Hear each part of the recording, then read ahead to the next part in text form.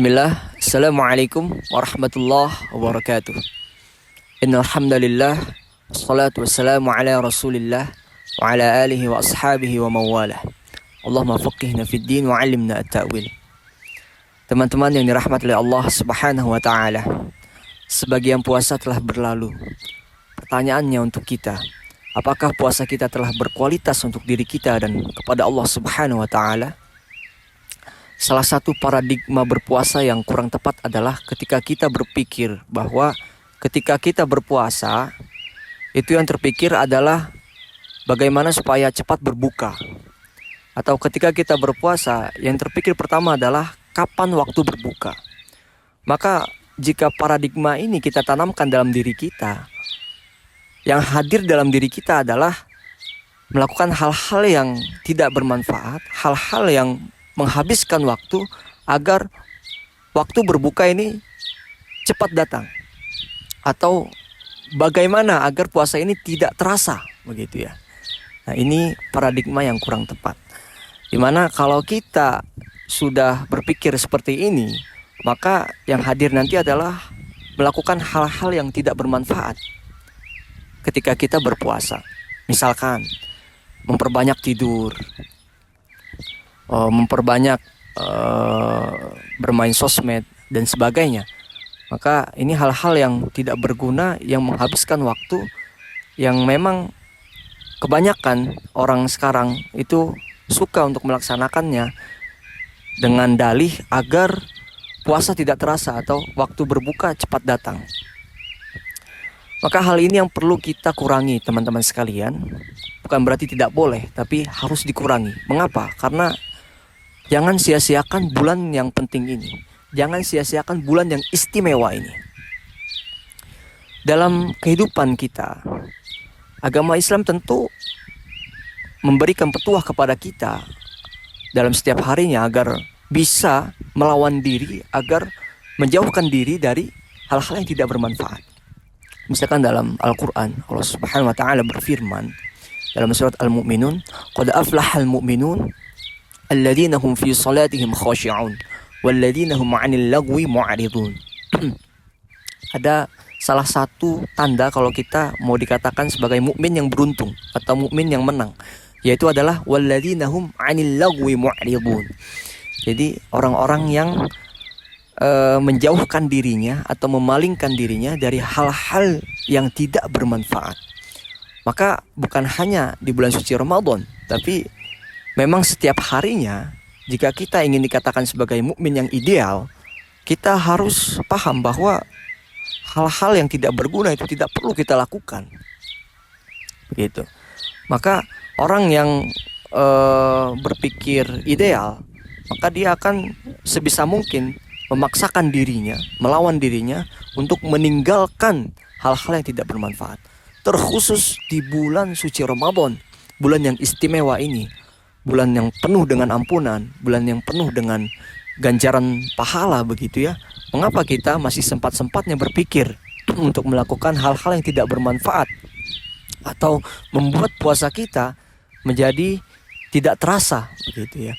Padahal sejatinya seharusnya puasa ini terasa bagi diri kita atau memberikan efek yang positif kepada diri kita.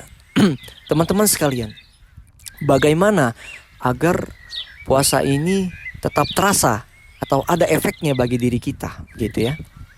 Apakah puasa ini sekedar menahan lapar dan haus? Apakah puasa ini sekedar kita berpuasa mengikuti kebiasaan orang-orang sekitar, begitu ya? Ya, yang mana kalau kita tidak melakukannya kita malu, begitu ya? Apakah betul jika kita berpikir seperti itu tentang berpuasa? Tentunya dalam berpuasa ada dua hal yang perlu kita pahami. Yang pertama adalah kuantitas, yang kedua adalah kualitas. Yang pertama kuantitas. Kuantitas yaitu kita menambah ibadah kita di bulan suci Ramadan. Mengapa kita perlu menambah? Karena bulan ini penuh dengan ganjaran pahala dan dilipat gandakannya pahala. Maka sayang sekali jika kita berpuasa, kita sudah paham ini, tapi kita tidak memperbanyak ibadah kita. Misalkan sebelum Ramadan kita belum sempat melaksanakan qiyamul lail, maka laksanakanlah qiyamul lail di bulan suci Ramadan. atau mungkin sebelum Ramadan kita melaksanakan sholat duha 2 rakaat. Di bulan suci Ramadan bisa kita tambah rakaatnya menjadi 4 atau sampai 6 rakaat. Maka ini adalah contoh kuantitas. Ini yang harus kita tambahkan ketika bulan suci Ramadan. Yang kedua, bukan hanya kuantitas tapi kualitas. Di mana kita 6 rakaat sholat duha atau 11 rakaat sholat malam, tapi kalau tidak berkualitas, ini juga akan pincang teman-teman sekalian. Di mana kita seakan-akan hanya melakukan gerakan yang melelahkan diri kita, sedangkan perbuatan yang melelahkan itu tidak memberikan efek yang positif terhadap diri kita. Maka ini yang harus kita perhatikan, yaitu kualitas. Di mana ibadah kita jangan hanya gerakan, tapi kita pandang bahwa makna dari ibadah ini adalah untuk mendekatkan diri kepada Allah, untuk ngobrol sama Allah Subhanahu wa taala. Jika ini telah kita pahami, maka insya Allah kita bukan hanya memperhatikan kuantitas, tapi kita juga memperhatikan kualitas dalam ibadah kita. Terkhusus ketika kita melakukan ibadah puasa, teman-teman sekalian. Jangan hanya berpikir, wah kapan nih kita buka puasa, gitu ya.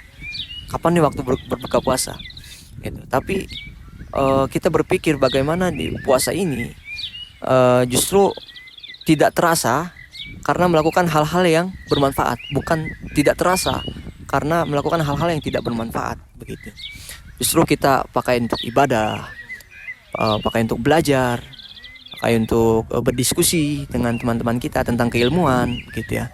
Dan juga yang penting juga adalah mendekatkan diri dengan Al-Quran. Kenapa?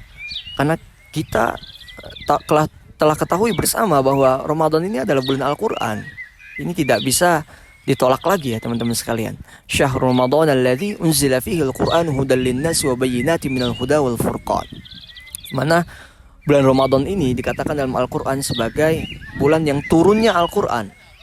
Gitu kan? Syahrul Ramadan adalah turunnya Al-Quran. Maka kita sebagai Muslim harus tahu bahwa bulan suci Ramadan ini adalah bulan Al-Quran. Maka kita perlu mendekatkan diri kita dengan Al-Quran. Maka inilah prinsip kita jika ingin menjadi mukmin yang ideal.